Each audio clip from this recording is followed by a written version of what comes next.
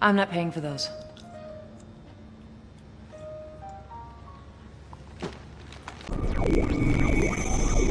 What is up, space pirates? This is your Admiral, the deliciously dank Dr. Disaster, and the cope from people who don't want the chuds to have had any effect on the sales of Ghost of Yotei is absolutely hilarious. At first, the narrative with this game was that it was the greatest thing ever, even better than Ghost of Tsushima, and everyone was buying it.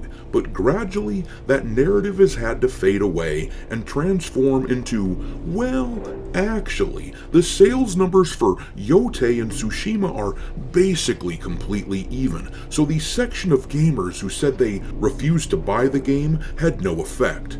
And that, of course, is the entire purpose of the mainstream media and the Yotei shills. They want to prove that the chuds who dare to question their AAA corporate benefactors, they want to prove that the chuds have had no effect on the industry.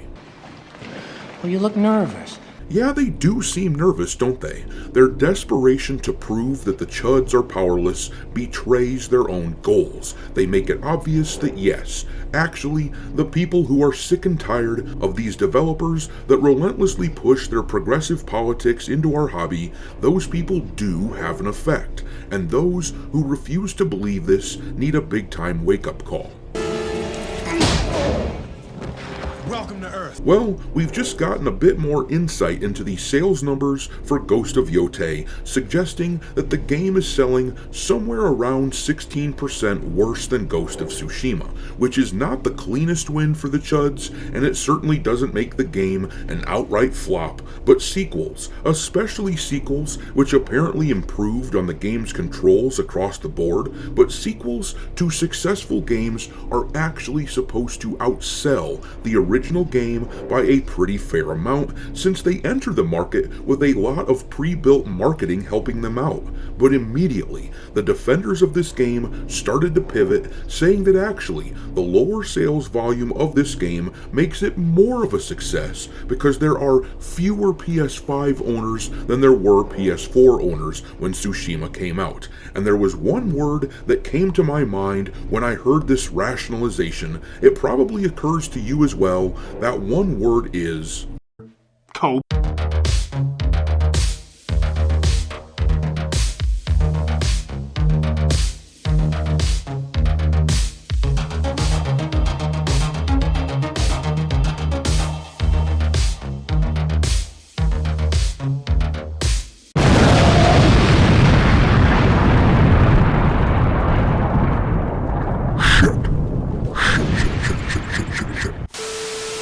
Alright, me hearties, make sure that you hit the like button on this video, share it with your friends, and subscribe to the channel if you haven't already.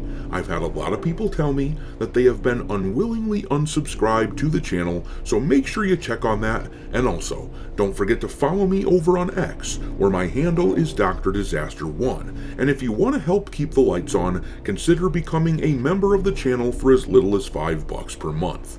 Anyways, let's take a look at this Ghost of Yotei information that we're hearing. Let me start this off by doing something that I rarely do, which is praise Sucker Punch, because we have to be honest in our analysis. I may disagree with a lot of their decisions when they made Ghost of Yotei, but one thing that you can't hold against them is the fact that they were apparently able to keep their game cheap to develop. In a world where games like Assassin's Creed Shadows and Dragon Age the Veilguard have budget costs that explode up to something like $300 or $400 million by the time that you account for marketing costs, Sucker Punch claims that the development of Yotei only cost them what it cost for Ghost of Tsushima, which was about $60 million. By the time you add in marketing, it is probably somewhere between $100 and $150 million that Yotei cost, most likely much closer to $100 million, since they canceled the marketing campaign for this game fairly early. But because the managers of the company, of Sucker Punch that is, operated in a savvy way and didn't indulge in the excesses that so many other studios indulge in, this game is not a flop in the conventional sense. That is why I said earlier that this is not a clean win for the Chuds, because Yotei will definitely bring in money for the likes of Sony and Sucker Punch. If they had spent what Ubisoft spent on Assassin's Creed Shadows or Star Wars Outlaws, then they would be in trouble. But with this budget, they are turning a profit. However, there is certainly a significant portion of people who bought the first game and who did not come back for the second, and based on the trajectory of sales for the game, we have every reason to believe that the word of mouth, which carried sales for Ghost of Tsushima after the burst of sales was over in its first few weeks, that word of mouth will likely not work in Ghost of Yotei's favor in the same way. After all, they are trending behind Tsushima despite all the advantages of being a sequel, and Sony still has not released any hard numbers for the game. But with all of that context in mind, let's look at the information that came out, which had the Yotei defenders scrambling to find some way to twist this into a win. Grums wrote this on X. It's official. Smash JT was right. Ghost of Yotei fails to sell as much as Ghost of Tsushima. I've been waiting for sales data at the 30-day mark for both titles.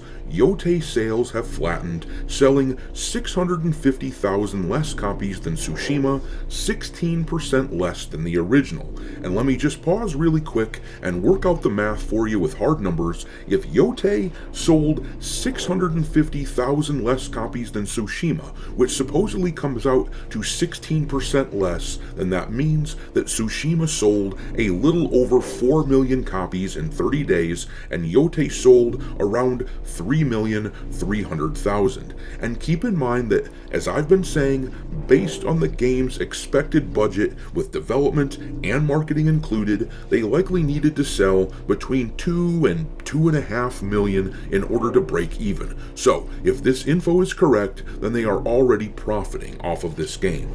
Anyways, reading on, Grums wrote, dollar-wise it made slightly more due to its higher price point. While the game is profitable and by no means a failure, it's a disappointment for a sequel to a sleeper hit game. Sequels to first hits are expected to sell more than the first, not less. This is probably why Sucker Punch has publicly said that they may skip doing a third game for now. And that's a good point. If this was the breakout hit that a lot of these guys wanted to make it out to be, I doubt they would be waffling on doing a third entry. Anyways, Tsushima also enjoyed a second wave of sales months after its release due to word of mouth and hit nature. Yotei is unlikely to have the same. Source: this is a leak, a very big leak, not some consultant mumbo-jumbo based on iffy public data.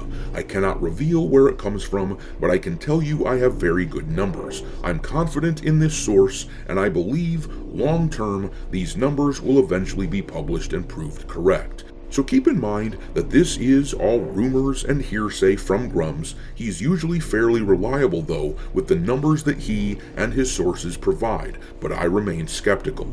I expected Yotei to be closer to 2.5 million in sales at this point, rather than a bit over 3, based on the sales trajectory that we saw after the first week of the game. But whether this is true or not, either way, Colin Moriarty apparently felt threatened enough to reply to this news on X, writing, "The funniest part of this is that if Yotei is selling 16% worse than Tsushima, that actually means it's selling better and grossing more per install base. Tsushima launched on 112 million PS4s.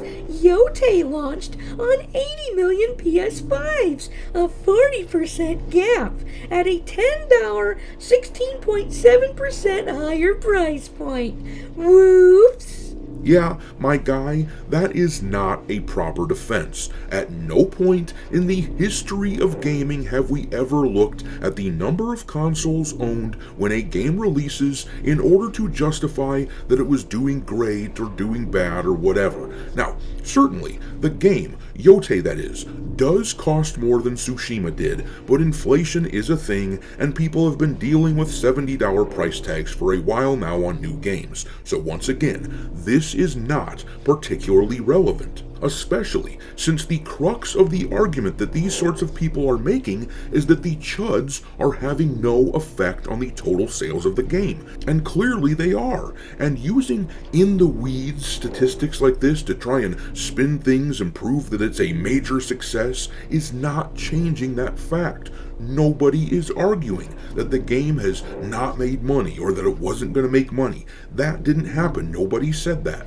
As soon as the budget was released for this game, it was extremely apparent that Yotei was going to turn a profit. But why isn't Sony releasing the sales numbers? And I think we all know the reason why. Sony is embarrassed because these numbers show that the people who aren't interested in what they've done with the Ghost sequel have made a dent. The only data concerning this game that they have released is this, which they just put out. It tells us that Battlefield 6 and Ghost of Yotei were the two biggest sellers on the PS5 in October. Well, no shit. There really wasn't much out there to compete with those two games during the last month, was there?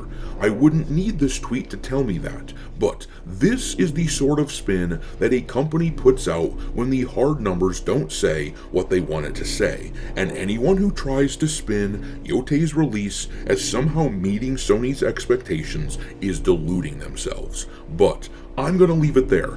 What do you make of all this speculation? Drop your thoughts into the comment section below, and we will talk there. Thanks for watching, me hearties.